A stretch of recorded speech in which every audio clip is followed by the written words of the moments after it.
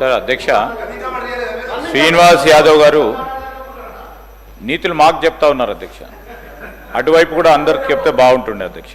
రెండవది నేను దయచేసి హరీష్ రావు గారిని కోరుతా ఉన్నాను.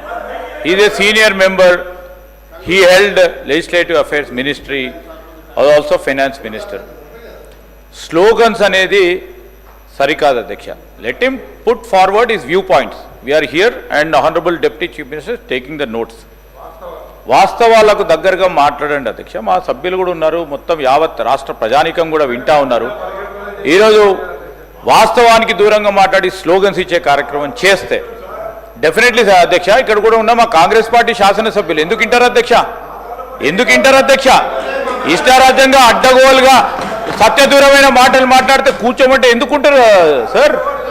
మీరు సత్యం మాట్లాడండి, వినడానికి ఆస్కారం ఉంటుంది. మీరు చెప్పేదంతా చెప్పుకుంటూ పోతా ఉన్నారు.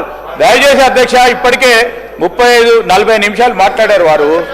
దయచేసి మొత్తం అన్ని సబ్జెక్ట్స్ అయిపోయినాయి అధ్యక్ష. వారిది సబ్జెక్ట్స్ అన్ని మాట్లాడినరు. మహిళల గురించి మాట్లాడినరు, సంక్షేమాన్ని గురించి మాట్లాడినరు, విద్యార్థుల గురించి మాట్లాడినరు, ఉన్న సబ్జెక్ట్స్ అన్ని మాట్లాడినరు, పరిశ్రమలకు సంబంధించి అన్ని సబ్జెక్ట్స్ మాట్లాడిన మళ్ళీ ఇంకేంది అధ్యక్ష?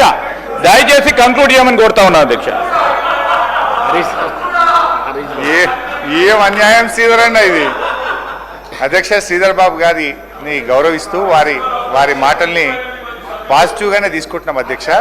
మా ప్రయత్నం ఏదన్నా ఉందంటే ప్రభుత్వం యొక్క దృష్టి ఆకర్షించాలి, గౌరవనీయులు బట్టి విక్రమార్క గారి దృష్టిని ఆకర్షిస్తే ఏదైనా కొత్త పేదలకు, దళితులకు, గిరిజనులకు లాభమవుతుందనే తాపత్రయం తప్ప మిమ్మల్ని ఏదో విమర్శిస్తే మాకేదో వస్తుందనేది ఏం లేదు అధ్యక్ష.